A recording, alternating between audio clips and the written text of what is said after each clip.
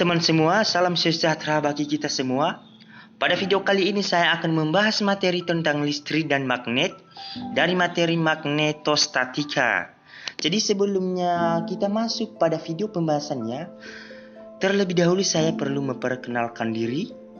Nama saya Despin Tafnae, NPM 190531111005, jurusan Pendidikan Fisika semester 5, mata kuliah listrik dan magnet, dosen pengampu DD Parsauran Damandik SPD MPD. Untuk mempersingkat waktu, kita langsung aja pada topik pertama, yaitu definisi induksi magnet. Definisi induksi magnet adalah kuat medan magnet akibat adanya arus listrik yang mengalir dalam konduktor.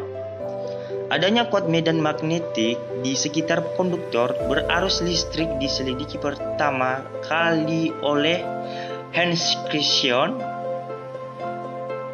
dari Denmark pada tahun 1774 sampai 1851. Jika jarum kompas diletakkan sejajar dengan konduktor, itu dialiri arus listrik. Bila arah arus listrik dibalik, maka penyimpangannya juga berbalik. Selanjutnya, secara teoritis Laplace pada tahun 1749 sampai dengan 1827 menyatakan bahwa kuat medan magnet atau induksi magnet di sekitar arus listrik sebagai berikut, yaitu 1. Berbanding lurus dengan arus listrik. 2. Berbanding lurus dengan panjang kawat penghantar. 3. Berbanding terbalik dengan kuadrat arah suatu titik dari kawat penghantar itu. Dan yang keempat, arah induksi magnet tersebut tegak lurus dengan bidang yang dilalui arus listrik. Topik kedua yaitu gaya magnet pada muatan bergerak. Benda bermuatan listrik yang bergerak dalam medan magnet akan mengalami gaya magnet. Persamaan dalam menentukan besarnya gaya magnet yang dialami oleh benda tersebut adalah F sama dengan BQ V sin theta. Benda yang bergerak dalam medan dengan lintasan yang berbentuk lingkaran adalah akibat dari benda tersebut memiliki arah tegak lurus dengan medan magnet. Besarnya jari-jari lintasan tersebut dapat dihitung dengan persamaan, yaitu R sama dengan MV per BQ.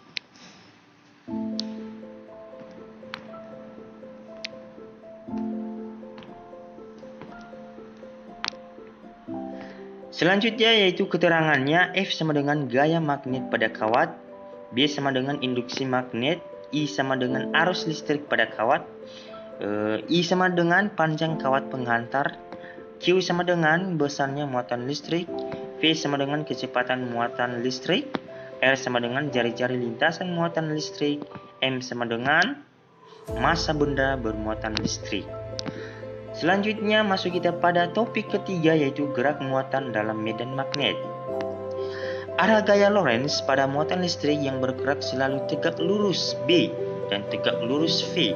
Arah gaya yang selalu tegak lurus, arah gerak pada partikel bermuatan yang bergerak dalam medan magnet persis sama dengan gaya pada benda yang sedang bergerak melingkar beraturan. Pada benda yang bergerak melingkar selalu bekerja gaya ke arah pusat lingkaran, sedangkan arah gerak selalu menyinggung lintasan atau tegak lurus gaya. Dengan demikian, kita bisa memastikan bahwa lintasan muatan yang masuk dalam medan magnet dalam arah tegak lurus membentuk lintasan lingkaran. Karena lintasan berbentuk lingkaran, maka pada muatan ada gaya sentripetal sebesar Fs sama dengan mv kuadrat per R.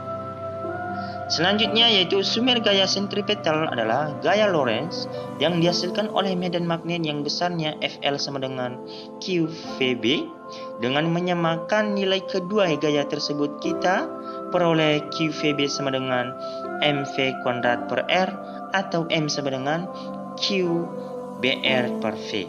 Tampak dari persamaannya bahwa jika laju dan muatan partikel diketahui, maka dengan mengukur jari-jari lintasan, kita dapat menentukan massa partikel. Inilah persamaan yang menjadi dasar pembuatan spektrometer massa, yaitu alat ukur massa atom. Yang keempat yaitu contoh-contoh partikel dalam medan magnet. Konsep dari contoh-contoh partikel ini yaitu konsep gaya magnet pada partikel bermuatan magnet dapat kita temui salah satu contohnya dalam motor, loudspeaker, memori komputer, dan lain-lain. Gaya yang diakibatkan oleh medan magnet baik terhadap kawat berarus maupun terhadap partikel yang bergerak dalam medan magnet. Bayangkan kita mempunyai serbuk besi yang sangat banyak ditempatkan di sekitar magnet batang alami. Serbuk besi tersebut akan membentuk garis-garis. Semakin rapat garis-garis tersebut menunjukkan kekuatan magnetnya semakin besar. Garis-garis tersebut disebut garis gaya magnet, di mana arah medan magnet di suatu titik pada garis gaya magnet akan menyinggung garis tersebut. Arah garis gaya magnet ini selalu keluar dari kutub utara magnet menuju kutub selatan magnet. Selanjutnya yaitu kalau magnet tersebut dipotong-potong dalam ukuran kecil, kedua kutub magnet akan selalu ada. Hal inilah yang disebut dengan istilah dipole. Tidak pernah dalam kondisi apapun sebuah magnet bersifat monopole atau satu kutub. Medan magnet sendiri terdapat dalam suatu daerah dalam ruang jika sebuah muatan bergerak melalui daerah tersebut mengalami suatu gaya akibat gerakannya. Seringkali suatu medan magnet diketahui melalui pengaruhnya terhadap jarum kompas. Jarum kompas akan mensejajarkan diri mengikuti arah medan magnet. Simbol untuk medan magnet yaitu B. Muatan bergerak dalam medan magnet ini yaitu muatan yang bergerak dalam medan magnet mengalami gaya magnet yang disebabkan oleh muatan medan tersebut. Dengan syarat bahwa kecepatan tidak boleh searah dengan garis medan magnet.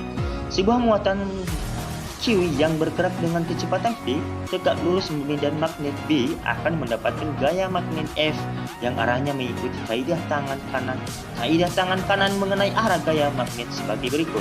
Buka tangan kanan Anda, arahkan 4 jari pada arah medan magnet, kemudian arahkan ibu jari sesuai dengan arah kecepatan muatan positif. Maka arah telapak tangan menunjukkan arah gaya yang dirasakan muatan positif dan arah sebaliknya untuk muatan negatif. Besar gaya pada muatan yang bergerak dalam medan magnet bergantung pada 4 faktor yaitu muatan, besar kecepatan muatan, kekuatan medan magnet, dan sudut antara kecepatan dengan medan magnet. Secara matematis gaya ini dirumuskan sebagai berikut: F sama dengan QV B sin theta, dengan F sama dengan menunjukkan gaya dalam meter, satuannya N. Q sama dengan menunjukkan muatan dalam coulomb, satuannya C. V sama dengan menunjukkan kecepatan, satuannya meter per sekon. B sama dengan menunjukkan medan magnet, satuannya T. Theta sama dengan adalah sudut apit antara medan magnet dengan kecepatan, dan B sama dengan beberapa aplikasi dalam fisika sering melibatkan penerapan gaya magnet. Selanjutnya yaitu gaya magnet pada arus listrik. Gaya Lorentz adalah gaya yang timbul akibat adanya arus listrik dalam suatu medan magnet. Jadi, jika kita memiliki suatu benda konduktor yang berada di dalam medan magnet, kemudian kita aliri benda tersebut dengan arus listrik, maka akan timbul suatu gaya yang mampu menggerakkan benda tersebut. Arah dari gaya Lorentz selalu tegak lurus dengan arah arus listrik atau I dan arah medan magnet atau B. Pada percobaan tersebut, arus listrik mengalir dari salah satu ujung kawat menuju ujung kawat yang lain, seperti diilustrasikan oleh garis kuning pada video ini. Sedangkan medan magnetnya mengarah dari magnet berkutub utara di sebelah kanan menuju magnet berkutub selatan di sebelah kiri.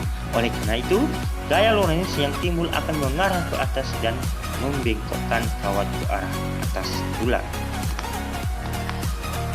Rumus gaya Lorentz yaitu ini sudah tertera di sini. Selanjutnya yaitu momen magnetik pada arus listrik. Momen magnetik adalah kuantitas yang mewakili kekuatan magnet dan orientasi magnet atau objek lain yang menghasilkan medan magnet. Contohnya, objek yang memiliki momen magnetik meliputi loop arus listrik atau seperti elektromagnet, magnet permanen, partikel dasar atau seperti elektron, berbagai molekul, dan banyak objek astronomi seperti banyak planet, beberapa bulan, bintang, dan lain-lain. Istilah momen magnetik biasanya mengacu pada momen dipol magnetik, sistem komponen momen magnetik yang dapat diwakili oleh dipol magnetik setara, kutub utara magnetik dan kutub selatan yang dipisahkan oleh jarak yang sangat kecil. Komponen dipol magnetik cukup untuk magnet yang cukup kecil atau untuk jarak yang cukup besar. Istilah order yang lebih tinggi atau seperti momen quadrupole magnetik mungkin diperlukan selain momen dipol untuk objek diperpanjang. Medan magnet dari dipol magnetik sebanding dengan momen dipol magnetiknya. Komponen dipol dari medan magnet suatu benda adalah simetris tentang momen dipol magnetiknya dan menurun sebagai kubus terbalik dari jarak dari objek. Jadi inilah pembahasan sebuah momen magnetik pada arus listrik. Selanjutnya yaitu ini adalah diadakan sehingga yang teramati hanya loop paling luar. Oleh karenanya persamaan untuk jumlahnya loop diperoleh. Mu sama dengan integral d mu sama dengan I integral d A. Momen magnet merupakan besaran paling fundamental dalam kemagnetan. Magnet dipol berperilaku hampir sama dengan dipol listrik, atau dua muatan positif dan negatif terpisah oleh jarak yang kecil. Arus terjadi karena ada pergerakan satu atau lebih muatan. Setiap muatan memiliki massa. Untuk muatan tersebut juga bergerak mengorbit inti. Gerak melingkar tersebut memunculkan momentum tersebut. Yang ketujuh yaitu medan magnet oleh arus tertutup. Medan magnet merupakan sebuah gambaran yang biasa kita gunakan untuk merepresentasikan bagaimana gaya magnet terdistribusi di antara suatu benda bermagnet atau di sekitar benda bermagnet tersebut. Seperti yang sudah kita ketahui bahwa magnet memiliki dua kutub, di mana jika kita dekatkan dua magnet, maka dapat terjadi gaya tarik menarik ataupun gaya tolak menolak, tergantung kutub-kutub yang didekatkan. Selain itu, kita juga tahu bahwa gaya tarik menarik atau tolak menolak tersebut memiliki batas jangkauan di sekitar magnet tersebut yang tidak bisa kita lihat. Medan magnet dapat mendeskripsikan bagaimana gaya yang tidak terlihat tersebut di sekitar magnet. Rangkaian tertutup adalah rangka yang dapat mengalirkan arus listrik sehingga lampu dapat menyala. Sambungan dari baterai, lampu dan kabel, atau sambungan dari semangka atau jeruk, lampu dan kabel. Ternyata sambungan tersebut terhubung satu sama lain sehingga rangkaian tersebut merupakan rangkaian tertutup. Medan magnet oleh arus listrik. Dari definisi medan magnet adalah daerah sekitar magnet yang masih terpengaruh oleh gaya magnet. Ternyata medan magnet juga dapat dihasilkan dari arus listrik. Medan magnet sekitar kawat berarus listrik ditemukan secara tidak sengaja oleh Ernst Christian Ørsted pada tahun 1770 sampai 1851 ketika akan memberikan kuliah bagi mahasiswa. Ørsted menemukan bahwa di sekitar kawat berarus listrik magnet jarum kompas akan bergerak atau menyimpang. Selanjutnya yaitu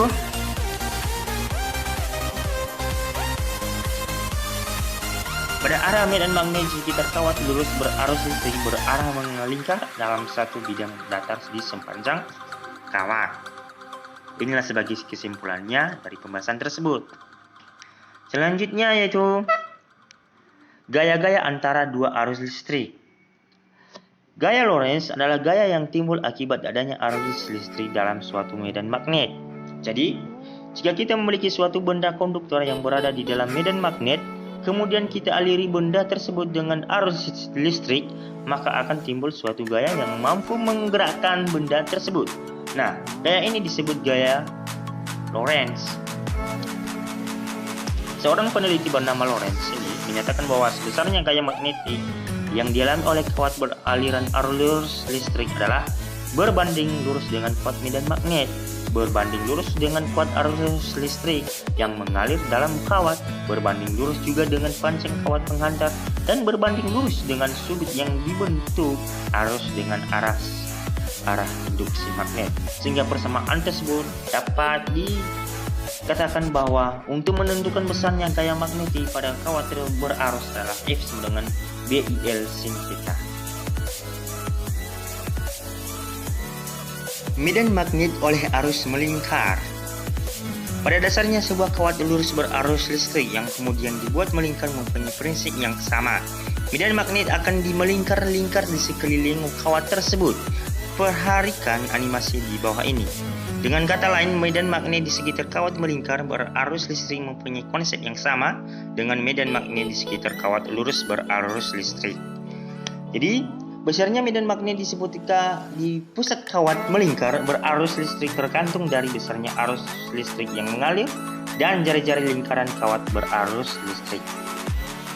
Seterusnya yaitu medan magnet oleh kumparan berarus. Medan magnet di sekitar kumparan berarus listrik tidak seragam. Pada arah sumber kumparan, semakin jauh dari pusat kumparan, medan magnetnya semakin kecil. Pada arah garis tengah kumparan, semakin jauh dari pusat kumparan, medan magnetnya semakin besar. Sebuah kumparan dialiri arus arah, kemudian sebuah magnet jarum didekatkan di sekeliling kumparan. Ternyata kumparan mempunyai sifat seperti magnet batang dengan memiliki kutub-kutub utara dan selatan dan aliran arus pada kumparan memutar selayaknya sebuah sektor. Itulah sebuah medan magnet oleh kumparan berarus. Seterusnya yaitu ini ternyata kuat tenaga yang ditujukan besarnya sama. Hubungan antara arus dan banyak kumparan serta tenaga. Hubungan ini dapat dituliskan dengan rumus bagi berikut, yaitu O sama dengan I kali N.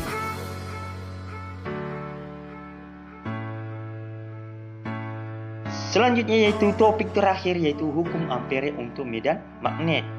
Dalam kajian elektromagnetik, adanya muatan listrik yang mengalir dalam suatu konduktor dapat menghasilkan sebuah medan magnet. Suatu mengetahui untuk kuat medan magnet dari adanya arus listrik tersebut, salah satu caranya adalah dengan menggunakan hukum Ampere ini. Ilmuwan Perancis bernama André-Marie Ampere pada tahun 1775 sampai dengan 1836 mengemukakan keterkaitan umum antara arus listrik yang mengalir melalui konduktor berbentuk apapun dengan medan magnet yang dihasilkan di sekitarnya. Ini adalah hukum Ampere. Persamaan di bawah ini menyatakan hukum Ampere, yaitu sigma B delta 1 sama dengan mu 0 I. Jadi hukum Ampere yaitu jumlah dari sigma komponen medan magnetik atau B yang paralel dengan satuan panjang konduktor kali satuan panjang konduktor atau delta F1 sama dengan hasilnya kali antara mu 0 atau mu 0 sama dengan 4 pi kali 10 pangkat min 7 T kali M per A dengan kuat arus listrik satuannya I. Seterusnya yaitu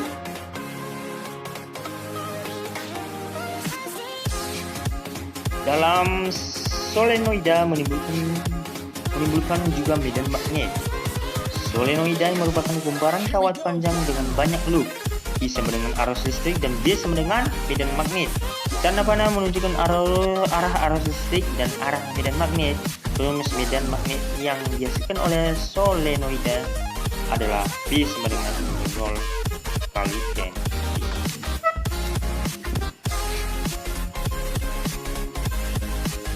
Baik, cukup sekian pembahasan saya pada video ini dalam pembahasan materi listrik dan magnet dari materi magnetostatika.